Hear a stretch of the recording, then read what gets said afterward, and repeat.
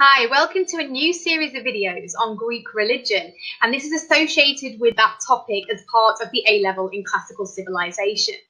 And this first piece of material evidence is known as a Panathenaic Amphora. An amphora was a storage jar. In this case, it held olive oil, and the Panathenaic festival was an annual celebration of the goddess Athena and her birthday. And it was a way for the Athenians to celebrate her as patron goddess of their city. Now, every 4 years, they held a greater version of this event, known as the Greater Panathenea.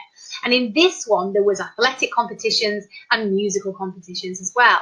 And what you're seeing here is one of the prizes for being a victor in this contest.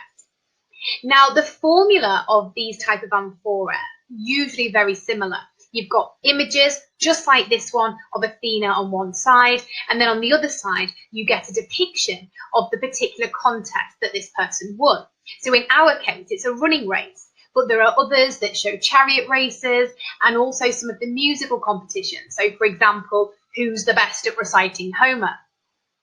Now, in terms of how much olive oil you actually got, well, it depends on the context. We've got an inscription from between 400 to 300 BC from Attica telling us that the victor in a chariot race was awarded 140 amphora of olive oil. And this was high-grade stuff from Athena's own olive groves.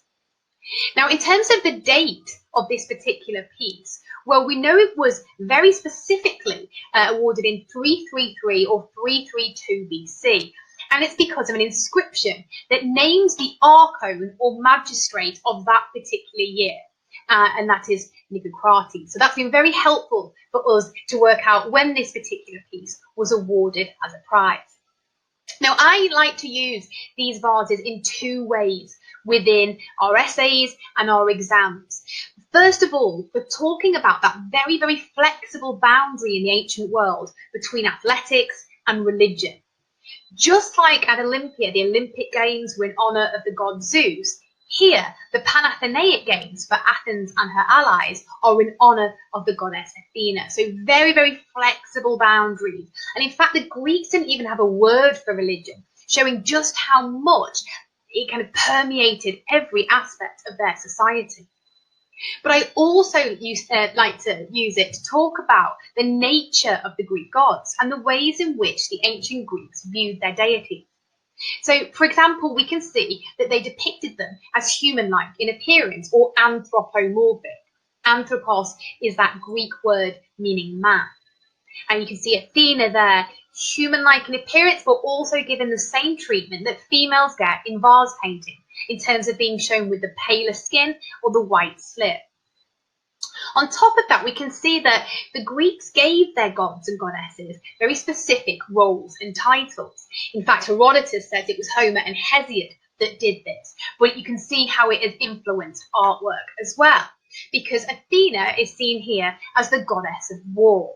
And that corresponds with how she is depicted in poetry as well. So I'm just going to read for you a little section of Homeric hymn 11. That fearsome goddess who cares with Ares for warlike works, the sacking of cities, the scream of battle, the clash of the fray, and also ensures the army's safe party and homeward return. We have another Homeric hymn as well that's very useful, Homeric hymn 28, which is the one where Athena is born fully formed as an adult from the head of Zeus, and she's already wearing her armour and her aegis. And that's just what we can see here too. So just to reiterate, use this particular piece for the flexible boundaries between athletics and religion, for talking about the nature of the gods and their appearance in terms of both art and corresponding with literature, but also for the fact that they have specific roles and titles as well.